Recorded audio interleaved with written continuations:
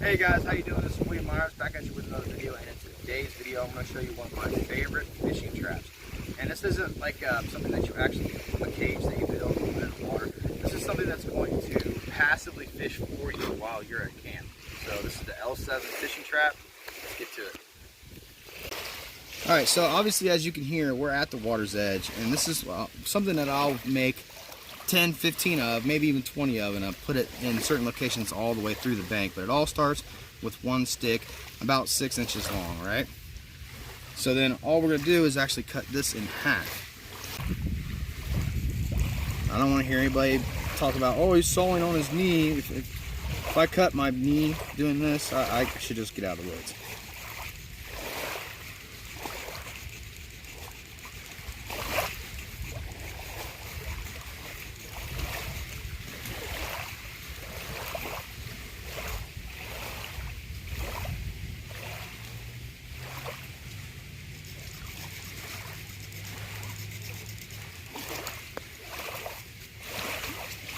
Alright, so from here, we're just going to put a couple square notches in here, but we're actually going to bust the notch all the way down. So I'm going to put a notch in, and then bust the entire piece out from here. So let's go ahead and do that. Make sure you leave yourself plenty of meat, because this is actually going to be holding a little bit of weight, so you want to leave yourself a little bit of weight.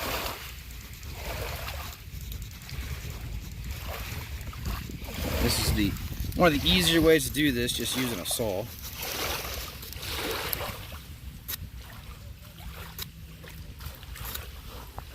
Make sure you don't go too far. You most definitely do not want to go more than 50% of the stick. That's good right about there. That'll give me plenty of meat to hang on to with the other side.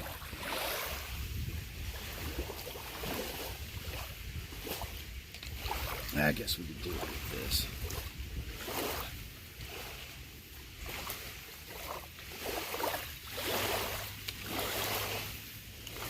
Might not be able to pop this out the way I might work. Nah, we're gonna have to. There we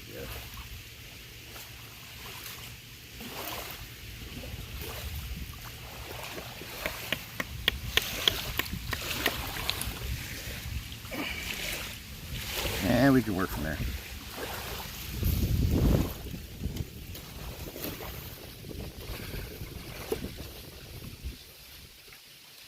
Might want to get on the other side, so. Yep. Fumble.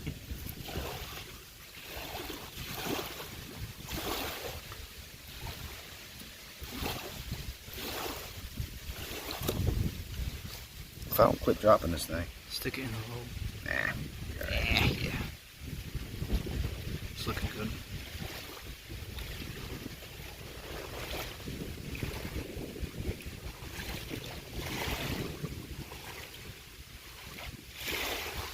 The only thing you really want to make sure of is that you get this thing nice and square, because if you don't, the other side, you'll see what I mean here in a minute, the other side won't mate up with it very well. I like to have these things pretty long. You'll see some, I mean, this isn't a new trap, this isn't something I invented, and not too many new things in bushcraft period, but a lot of people that I see, they make these things real short, and they're harder to set too.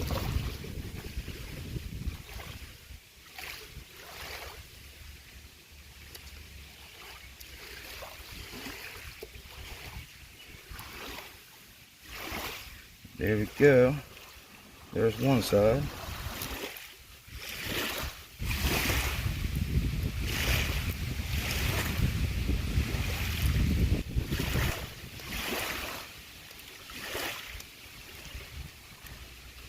That's good enough. I can clean it up a little bit later. But that's really what we're looking for. I can clean that up a little bit more, but that's pretty much what we're looking for. You can see why it's called the L7. And you'll see the other side here in 1 second. Alright, so one thing you want to do is you want to kind of beaver chew both ends up a little bit. That way the rope that we attach to this has something to bite onto, and that's pretty easy to do just by digging the blade in, not actually slicing, just digging that blade in and rotating. And then you can do the same thing on the other side, and that gives just like a little beaver chew for the line to bite into.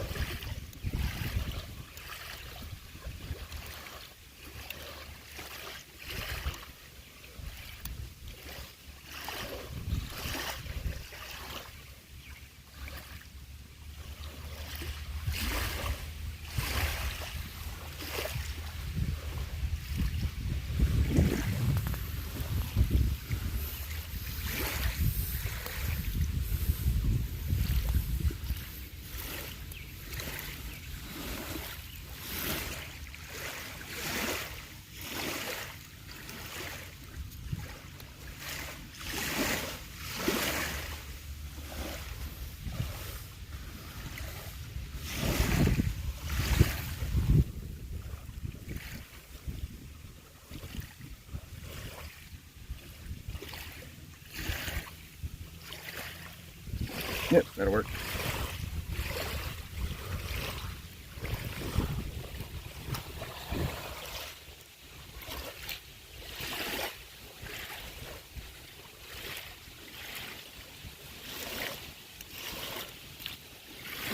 If you're too scared to use a knife this way, you've never peeled potatoes before.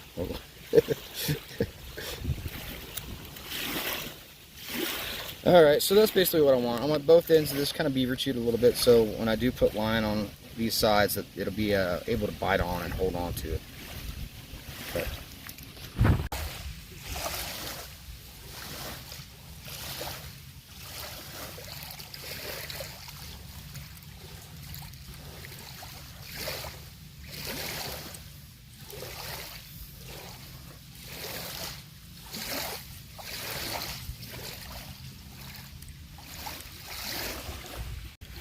Alright, so this is kind of what we're looking for. You know, you want to beaver chew those heads on the top, and then just put like a little V notch on each side. You know, just so something for the line to bite onto. You can already kind of see the principle of this trap and why it's called the L.7. Let's go ahead and rig it into a tree, and we'll show you how it works. Alright, so on my leg here, usually I would use like number 9 bank line, and number 9 bank line is about the same width as this, but I wanted to use the inner strands of paracord on video, so it's easier to see on video, but it'd be about the same size. And all I'm going to do is just a regular cinch knot, and that means I'm going to wrap this around 3 or 4 times like this. If you guys fish, you know this knot very well. This paracord sometimes can be very difficult to work with, but stick it through the hole, back through the hole you just made. You can cinch it down.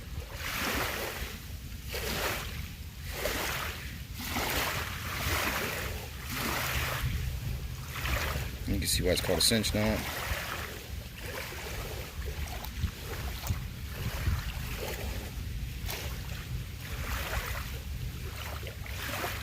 Paracord, I hate dealing with this stuff, but it does show up really good on video.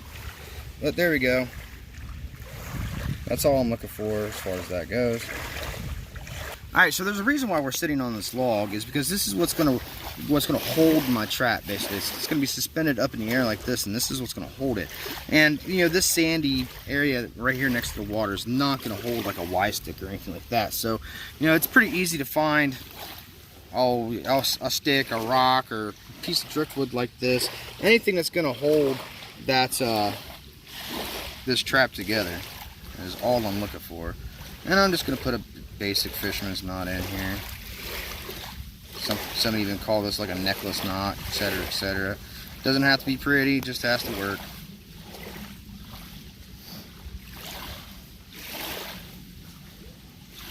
Ah.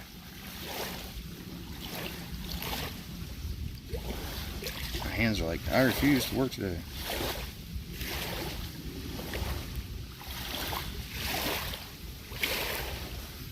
That's all I'm looking for, something to do that. And that's basically what we're looking for right there. And then this that we tied to that part, we're going to tie it to this leader just like this.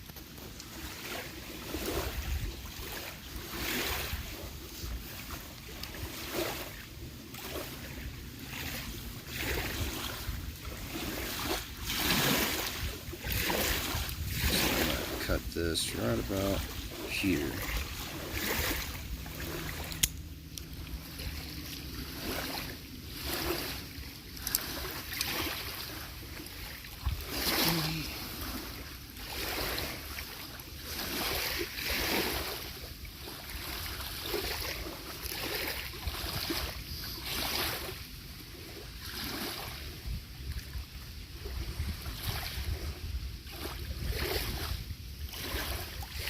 And the whole point of this trap is, like I said, something that's fishing for you while you're sitting at camp. It's what's called passive fishing. That's going to be the start. I'm thinking you guys are kind of tracking where this is going from here. All right, from here, we've taken all the limbs off of the sapling. That gives us all those limbs and all that stuff gonna hinder our movement in this engine right here. So take all of them off that you can, and then we're just going to attach the top part of our snare here to this branch, and this is what the mechanical side of this trap is. It's right here. Now I will say this, that everything that you see here technically is not legal to do. You will not see any hooks be put on this. You will not see any bait put on this. As far as I know right now in the state of Ohio, you can put bank sets out. This is not exactly a bank set. This is a primitive trap. So you cannot legally set this in Ohio to catch fish. That being said, in a survival situation, who cares?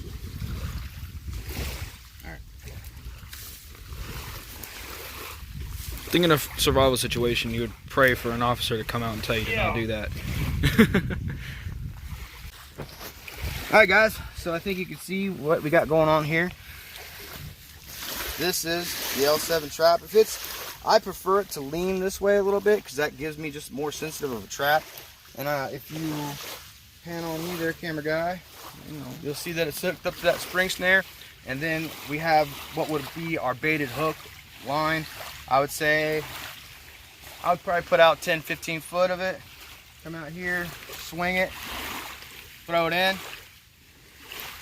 You could use, like, if you fish and you know what a Carolina rig, it's pretty much perfect for this. You just put like a weighted end on it, maybe even some split monofill or fluorocarbon or something like that on the end as a leader, just so they don't feel that bank line. I've caught them on just plain bank line, but we're just trying to improve the set every day. But as you can see, the basics of this trap is fishing lines out in the water. The fish pulls on it, and it sets the hook for you. And I'm not a light guy, so I'm really having to fight to pull this down. So just that little sapling is more than enough to get like a 6, 7, 8, 9, 10 pound channel cat. That's pretty rare, but I've caught like 4 or 5 pound channel cats on these things. Actually, we just caught a 9 pound, 9 ounce channel cat not too long ago. Yeah. That was a big boy. You don't even want to eat those that are that big, man. You want to eat the smaller ones, 1, 2, 3 pound catfish. But like I said, this is just a trap that I would use, hint, hint, wink, wink, to fish while I'm not fishing. People use jug fishing and bottle fishing and things like that. And, I've lost fish on that a lot. I've lost the jugs. People steal them.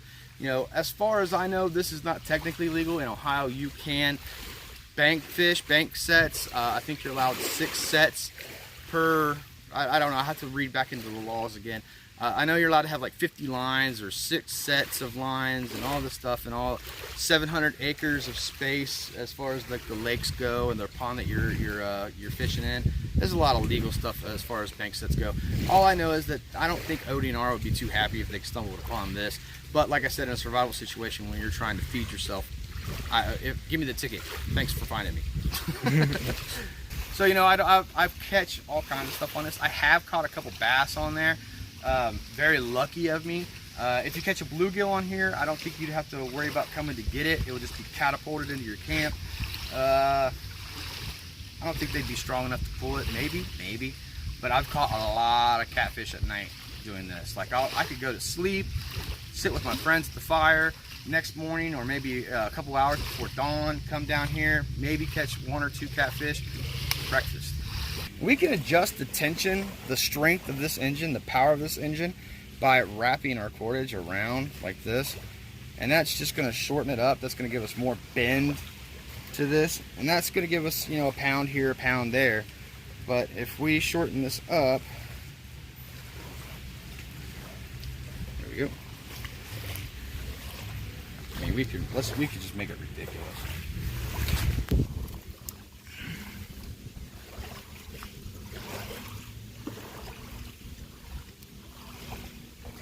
Oh God, that's scary. Just can't be scared, son.